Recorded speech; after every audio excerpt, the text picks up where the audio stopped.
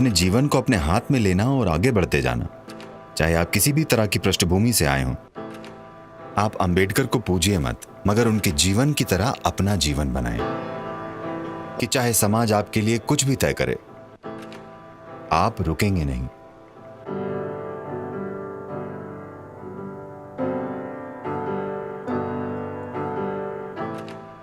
देखिए, दुर्भाग्यवश सभी नेताओं को किसी न किसी ने हथिया लिया है। अगर आप सरदार पटेल कहते हैं तो कांग्रेस कहेगी वे कांग्रेसी थे, आप उनकी बात क्यों कर रहे हैं? अंबेडकर कहें तो कहा जाता है वे दलित थे, आप उनकी बात क्यों कर रहे हैं? जिन भी लोगों ने इस देश के लिए काम किया है, उनका सभी के लिए प्रेरणा बनना महत्वपूर्ण है।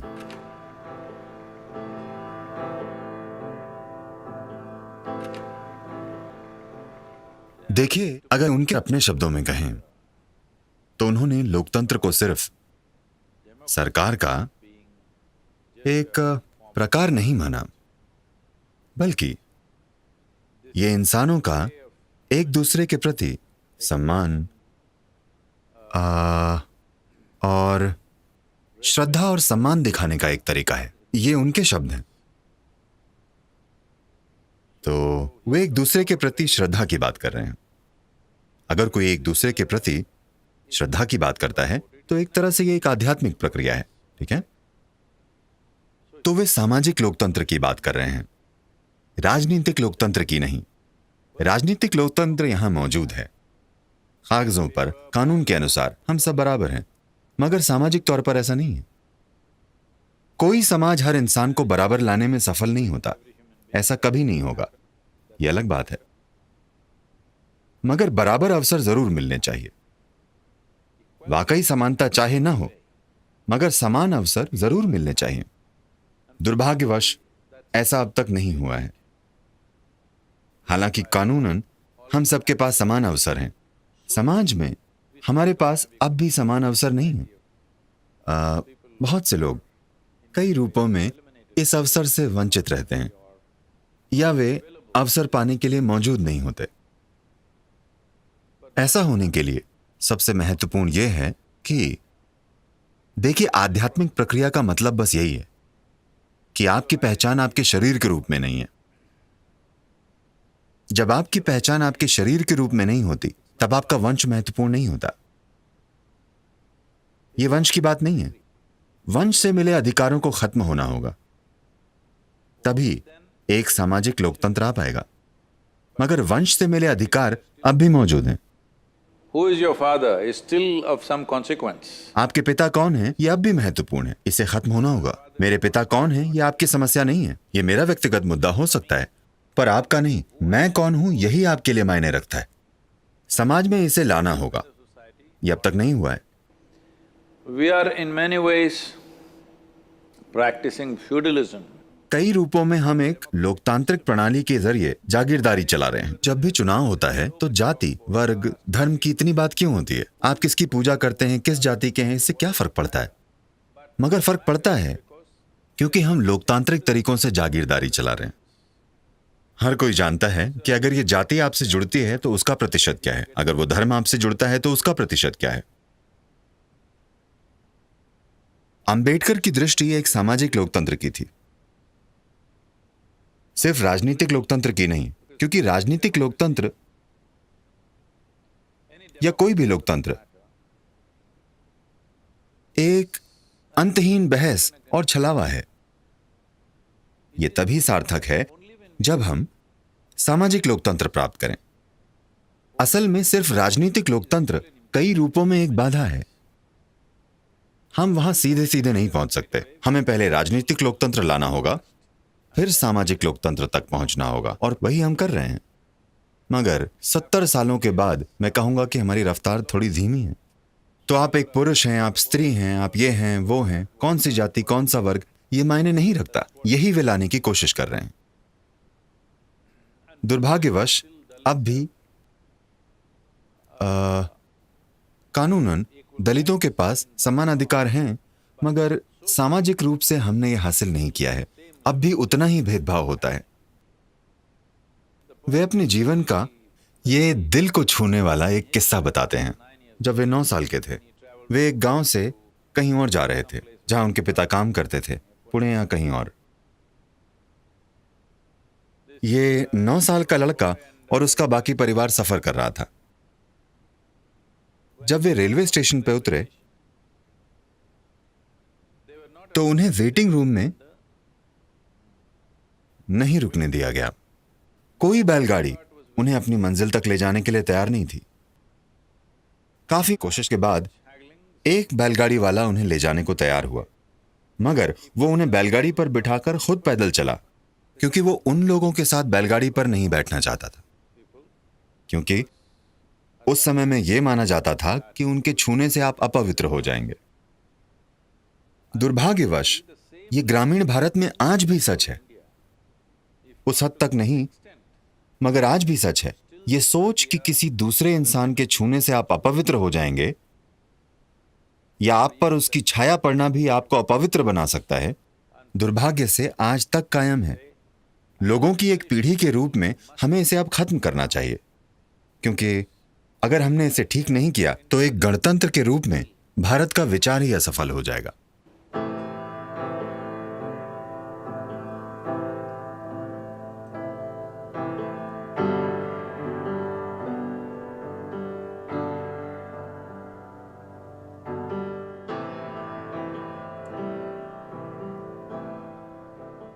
देखिए, भारत जैसे देश में आप जो भी कानून बना लें, खासकर कुछ सुविधाएं हासिल करने के बारे में, वहां दुरुपयोग होगा।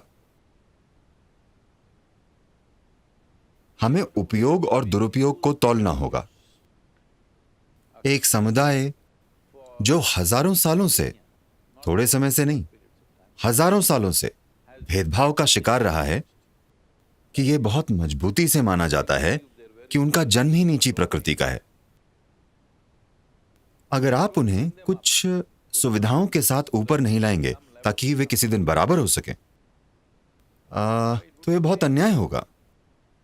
सिर्फ इसलिए क्योंकि आज किसी को कोई आरक्षण मिल रहा है और आपको लगता है कि यह उचित नहीं है क्योंकि आपको एक कॉलेज में दाखिला नहीं मिला या कुछ और। मैं इसके पीछे छुपे असंतोष को समझता हूं।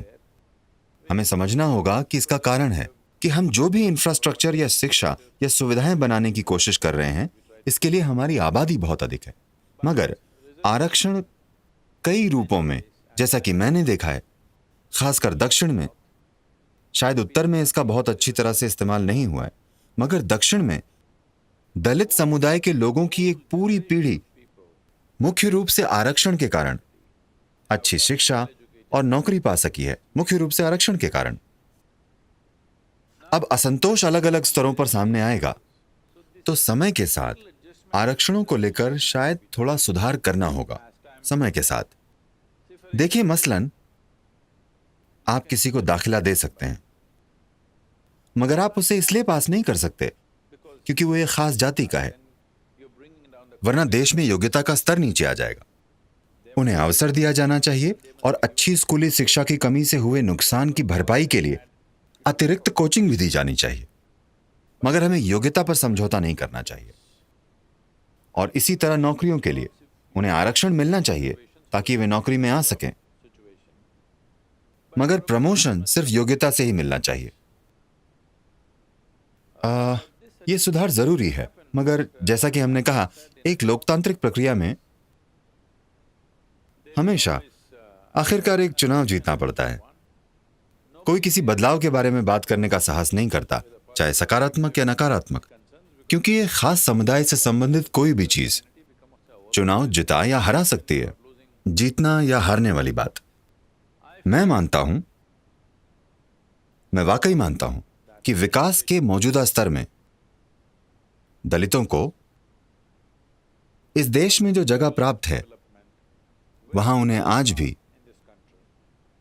आरक्षण की जरूरत है।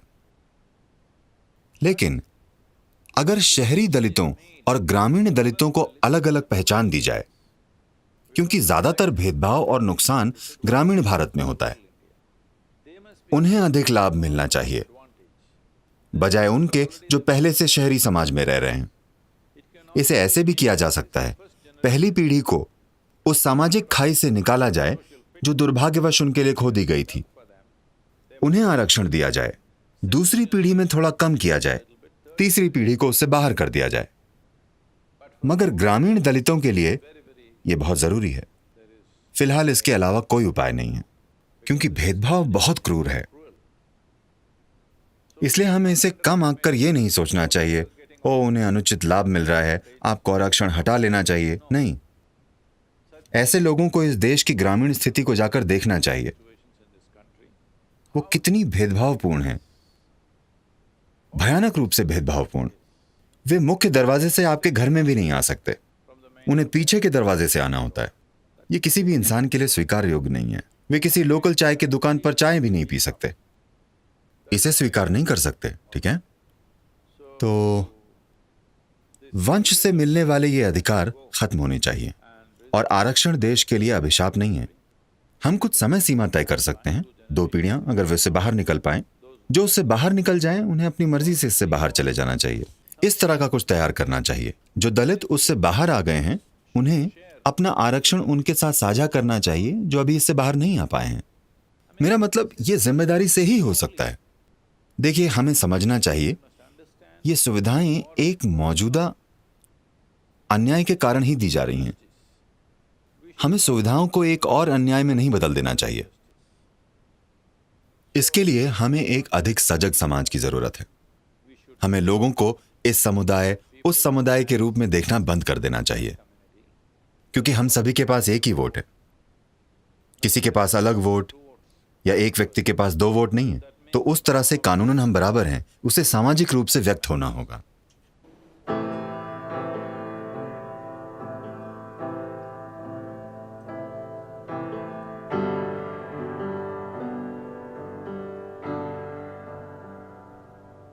देखिए, अंबेडकर अपना जीवन अपने हाथ में लेने के एक शानदार उदाहरण है।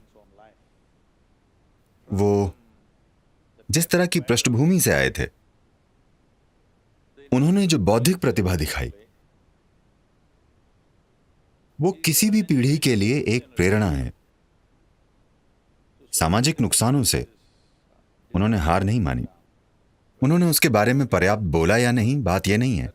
यही उनका जीवन है, अपने जीवन को अपने हाथ में लेना और आगे बढ़ते जाना, चाहे आप किसी भी तरह की पृष्ठभूमि से आए हों। मगर हर इंसान से वो करने की उम्मीद करना जो उन्होंने किया, उचित नहीं है। आपको उनके लिए थोड़ी सुविधा देनी होगी। ये बहुत शर्म की बात है। व्यक्तिगत रूप से मैं शर्मिंदा महसूस करता हूं कि आज भी, हालांकि हम सैकड़ों गांवों में सक्रिय हैं, हम आज भी उसे बदल नहीं पा रहे हैं। मैं कोशिश करके देख चुका हूं। आप बस टकराव पैदा करते हैं, वो फट पड़ेगा। इसलिए मैं मानता हूं, दलित समुदाय के लिए, For the Dalit community, education, education, education. Economic success must happen because of education. शिक्षा से आर्थिक सफलता मिलनी चाहिए और उन्हें उन समुदायों से बाहर निकलना होगा, तभी बदलाव आएगा। या सिर्फ इसे पीढ़ीगत बदलाव होना होगा। इस पीढ़ी में अगर उसे बदलना है तो उन सभी को उच्च शिक्षा हासिल करनी होगी और उन ग्रामीण समुदायों से बाहर निकलना होगा जहां चाहे कुछ भी हो, उन्हें निचले स्तर पर रखा जाएगा। यह बहुत कमजोर बनाने वाला भेदभाव है।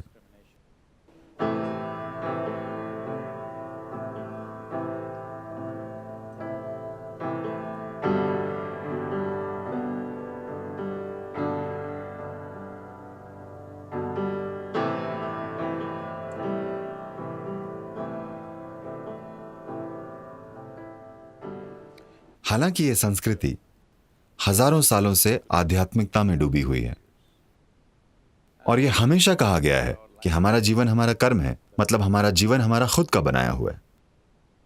इसके बावजूद पिछले कुछ 100 सालों में हम इतने लाचार हो गए हैं। मैं कहूंगा कि यह लगभग 1000 सालों तक एक अधीन देश होने का नतीजा है। जब तक कि आप ऊपर मौजूद किसी व्यक्ति को खुश नहीं करते, आपका गुजारा होना मुश्किल है। मेरे ख्याल से यह भारतीय मानस में बहुत गहरा उतर गया है। और जब तक एक अच्छा नेता आता है, जब एक काबिल नेता आता है, जब एक योग्य नेता आता है, उसे नेतृत्व की कई परतों की जरूरत होती है। इसकी बजाय उसकी पूजा होने लगती है। अपनी पूजा से वो क्या करेगा? दुर्भाग्यवश हम नेतृत्व की उन कई परतों को नहीं बना पाए हैं, क्योंकि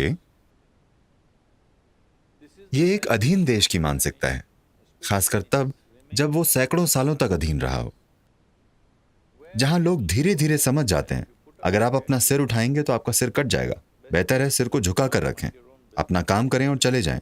अगर आपको कुछ चाहिए तो जो ऊपर बैठा है उसकी चापलूसी करें। ये चीज हमारे अंदर बहुत ज्यादा गहरी समा गई है। मेरे ख्याल से कई रूपों से अंबेडकर इसके खिलाफ लड़े कि नेताओं और राजनेताओं को आधा भगवान मत बनाइए।